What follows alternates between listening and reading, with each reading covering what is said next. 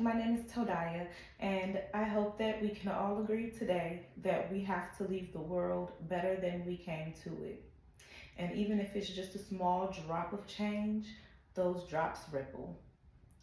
So today, I will offer you sound opinions and facts that should persuade you to seriously consider that school should be year round with the already implemented breaks, have longer days and segments with nap and resting periods, and have only 4 days in the week. Even if you do not have a child like myself, there are children you care about. And as adults, we all have a responsibility to every child. Children are the ones who will make the rules later and take care of us. As of now, they are very impressionable. They are like sponges, and even if they don't remember the encounter, they will have taken something from it, and we want it to be good. As for myself, I have worked in the school system since I was 19 years old, and that's been 15 years. Not all of them have been dedicated to it, but it's always been in my heart and in my mind. I have been the babysitter from the time that I was 11, and at 15, I kept 7 children by myself under the age of 10 and controlled all the eating and the playtime. Now I am a certified daycare teacher and have to keep 2 to 3 year olds occupied in productive ways. Over the years, my education has been the equivalent of about 4 years, and soon enough, I will have attained my associates in early childhood development. What we have seen as far as the traditional American school system has not been working as well as we would like. These changes would result in easier temperaments, teachers and faculty having benefited as well, and we would see a rise in overall scores using open-minded techniques. Let's talk about those temperaments being changed in the students. When children, even adults, have more breaks between their obligations, they are more motivated and less likely to be aggravated when coming back to the task. The National Institutes of Health has a sector called the National Library of Medicine that states year-round schools have a positive correlation with reductions in delinquent behaviors, social risks, and improvements in living conditions. The Joint Legislative Audit Review Commission has similar findings through surveying teachers, which they made note that shorter breaks and increments have resulted in less reviews of proper school etiquette and less behavior problems in general. These points are noted here in our comparisons, and you can see the 45-day calendar of the year-round school and the traditional calendar. This is a lot more consistent, and I think that that would be what is more beneficial to our students, is the consistency. Of course, we have opposing views. Some costs to implement the new schedule, they would be higher. Teens not being able to keep summer jobs. Students wouldn't have summer sports or summer camps, which they're not as prevalent today as they used to be. But we can use the time management skills that we have to be able to give the students and other children ways to do these on the different days during the week.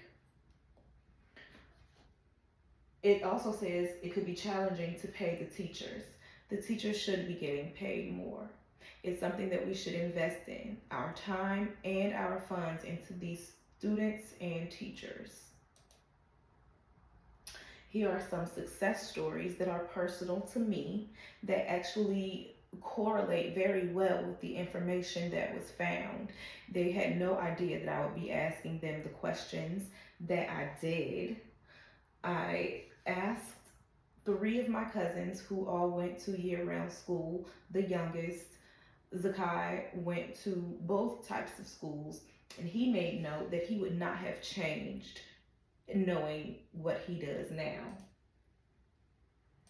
As you can see, they had a lot to say. I asked them all if they had discussed with peers and instructors. They all answered no, but I asked if they felt that the benefit would be as good in the schools that were not year round, or if they would trade their experiences. They all answered no. Um, to both of those questions, the experiences being traded, nor would they do they think that their success would have been greater. I kept them how they sent them to me to show the difference in their personalities and their ages, but it was nice to hear, and I hope that you will actually take the time and be able to understand how the students think in regards to their teachers as well, with the ideas of them not having as much burnout, and saying that they had better experiences. One of them said the teachers were better. I wouldn't use that term, but those were his opinions. So, in conclusion,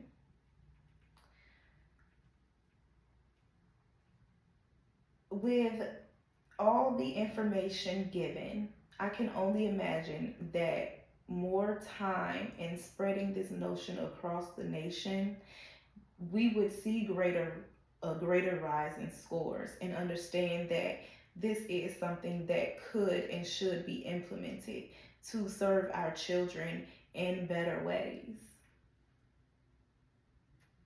As long as we are truly in it for the children, working together should be easy. It shouldn't take too much to have this turnaround, because we as adults, especially the school board members, should behave as such and put aside our differences and find what is a necessary lesson for life, and figure out which ones we want to implement in our curriculums. These three little yet impactful ideas would get us started on the right path.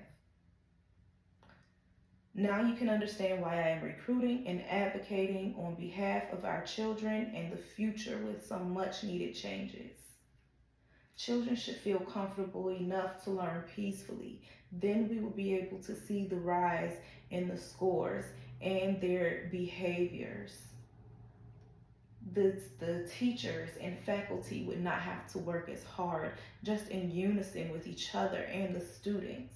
It's a win all around if we stay focused on the general setup and create curriculums open to effective and efficient ideas that will help to produce well-rounded, well-functioning members of society. Innovation is key. So long as it's logical, rational, and can be proven, we should all be okay with it. If a single drop can make ripples, let's make waves. Thank you for listening.